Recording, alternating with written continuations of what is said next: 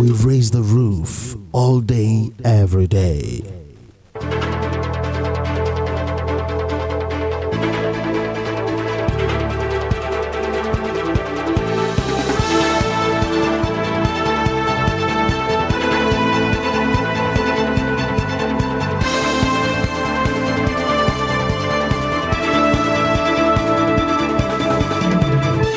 It's 6 o'clock from Yes Ma Radio, the First Media Academy Radio. This is Yes News Now. Good evening and thanks for joining. In the headlines, impeachment. Ondo Deputy Governor asks Speaker to resign. Igbo leaders have lost focus. Police disband IRT STS state offices. Police women. 2 children die in Lagos collapsed building. Notorious 1 million boys leader in Ibadan shot dead. Now the news in detail. My name is Olatunde Idowu. Embattled Ondo Deputy Governor Honorable Agbola Ajayi has called on Speaker Bamidele Oloyelogun to immediately resign from office. Ajayi, who resigned from the ruling All Progressive Congress APC and defected to the opposition People's Democratic Party PDP, has been served notice of impeachment signed by 14 lawmakers. His impeachment process was stalled by the Chief Judge, Justice Olanrewaju Akeredolu, who said the lawmakers were yet to fulfill the constitutional process before calling on her to set up a 7-man investigative panel. Ajayi called on Speaker Oloyelogun to either resign or be removed from office for bringing the parliament to disrepute. He said the removal of Oloyelogun will preserve the nation's democratic gains, restore the dignity of the legislature and the principle of separation of power. Speaking through his media advisor, Allen Shure, Ajayi said the decision of Justice Akeredolu in respect of the move to impeach him rekindled the confidence and hope of the people in the judiciary as a bulwark against tyranny. Ajayi noted that Justice Akeredolu left no one in doubt on the need to adhere strictly to the provisions of the Constitution of the Federal Republic of Nigeria 1999 as amended and due process in modern democracy. He described the decision as a triumph for the rule of law against brigandage and anarchy. The leadership of Ohaneze Ndigbo Youth Council Worldwide has rendered an unreserved apology to all Biafra agitators who may have been slighted by the recent spat between the parent body of the Igbo socio-cultural and leadership of the indigenous people of Biafra, IPOB. In a statement by Mazi Okechukwu Isuguzoro, President General Ohaneze Ndigbo Youth Council Worldwide, and its Secretary General Mazi Opu Nabuke, the group described the recent events that led to exchange of threats and counter-threats between Ohaneze Ndigbo and IPOB as evident that Igbo leadership are no longer in charge of affairs of Igbo land. According to the group, the current Ohaneze leaders have derailed from the original concept and ideologies of the founding fathers.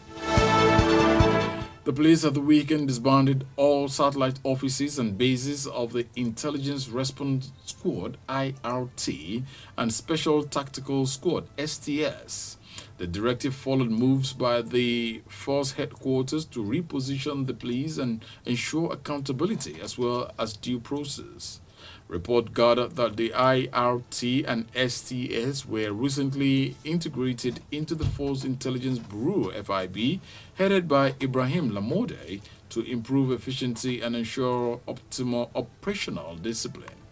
According to a signal cited by a correspondent, the Deputy Commissioner of Police DCP in charge of IRT, Abba Kyari, and Yusuf Kolo of the STS are to ensure that all bases and offices outside Abuja were shut with immediate effect.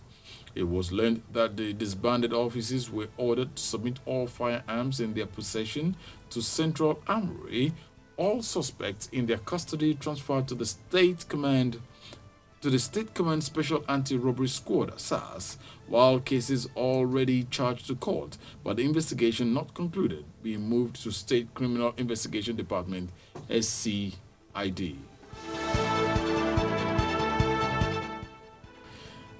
A police constable attached to Ikoyi Division, Risikat Balogun, and 2 children were yesterday killed, while 9 other persons were in critical condition after 2 buildings collapsed in Lagos. The incident occurred at 16 and 17 Freeman Street, Lagos Island at around 2 a.m. Witnesses said a defective 3-story building was the first to cave in, adding that it collapsed on a family sleeping inside a nearby bungalow, killing a 7-year-old boy, Abdul Salam Balogun.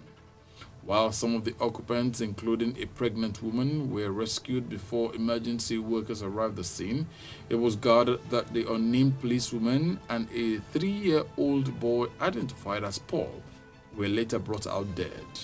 The policewoman, witnesses said, was found trapped near the exit of the building as she was apparently trying to escape when she got crushed by the structure. According to residents, victims of the collapsed building recently moved into the neighborhood as previous tenants were evicted on grounds that repairs were to be undertaken only for the new occupants to be brought in as renovation was ongoing.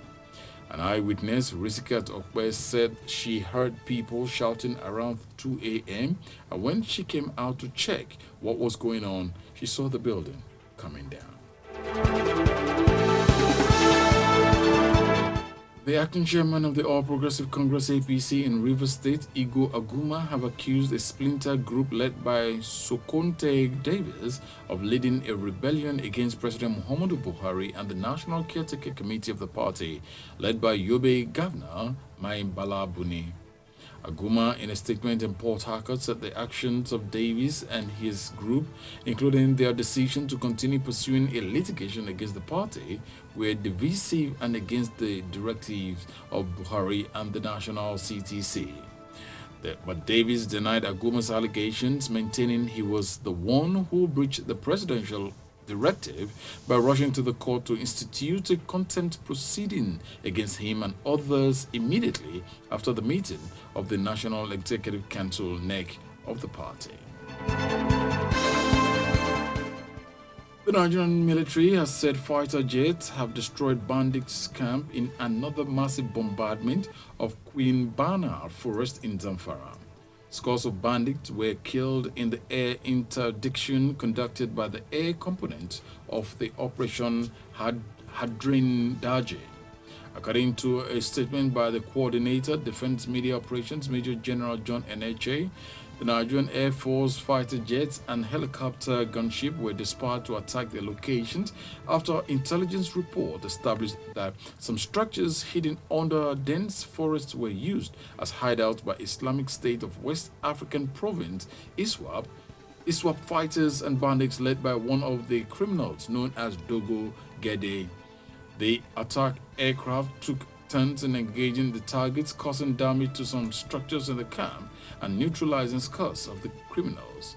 Several bandits who were seen attempting to flee on foot and on about 15 motorcycles were mopped up in follow-up attacks by the helicopters.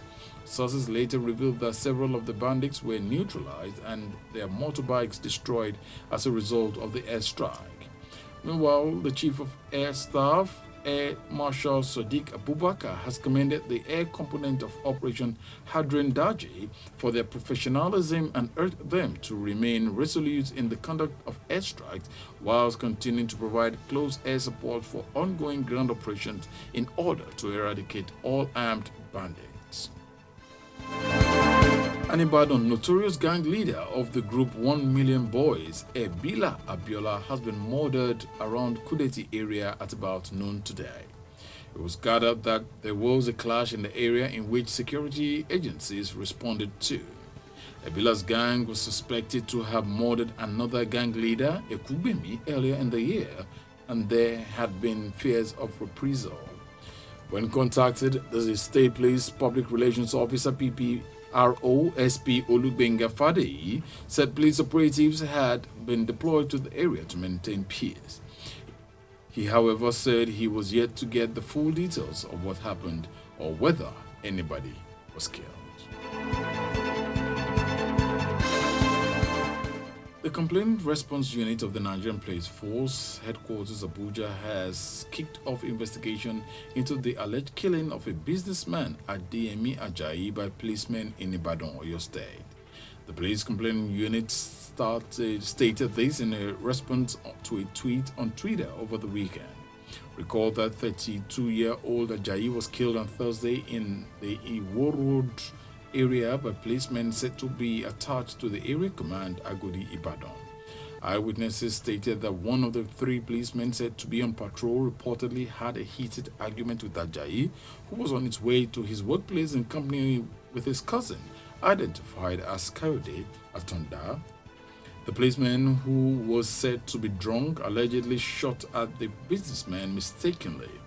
The Oyo State Police Command had claimed that Ajayi's car refused to stop for the policeman, after which a gunshot was fired. The police public relations officer in the state, Olubenga Fadeyi, said, and I quote, "A team from the area command Agodi, which was on a routine patrol at Iwo Interchange on July 10th at about 12:15 p.m. stopped a Toyota Camry that was alleged to have refused to stop. In the process, one of the policemen fired a shot which hit one Adeyemi Ajayi in the stomach, and he was rushed to Place Hospital Agodi for treatment, but was later confirmed dead by the medical personnel. Investigation has commenced into the incident. And on the world of sport, welterweight champion Kamaru Usman retained his title with a unanimous decision victory over George Masvidal at UFC 251, which was held on Fight Island in Abu Dhabi. The island has been transformed into a closed-off fight zone, able to stage 4 UFC events in July after UFC president Dana White secured it. Masvidal was drafted in at 6 days' notice to face Nigerian Nightmare Usman, and the American could not find an answer to Usman's powerful wrestling game. The 33-year-old successfully defended his belt with a gritty display to end scores of 50-45, 50-45, 49-46 from the three judges after 5 grueling rounds in an octagon in the Sound without spectators.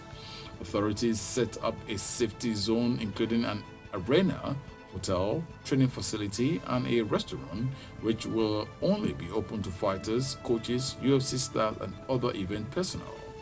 There are more than 2,500 UFC personnel and Yas Island employees staying within the zone, with all local staffs having been in quarantine for 14 days.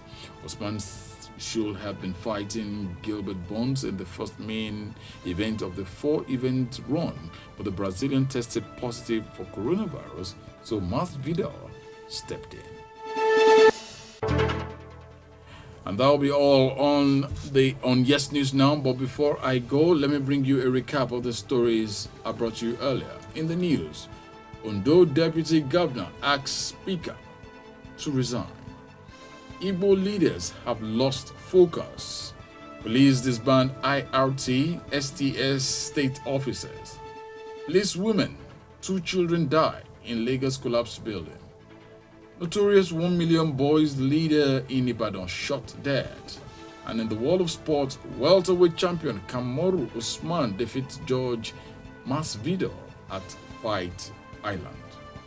You can get to us and watch and listen to us on all our social medias. On Facebook, we are at Yes Media Academy Radio.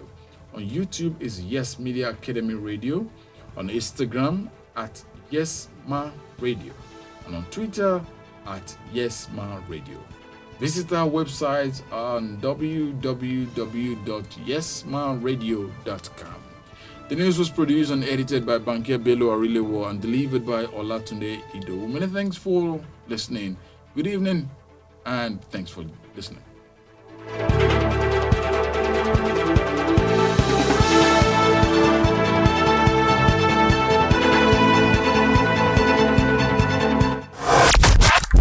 the vibes and get the feeling. Yes.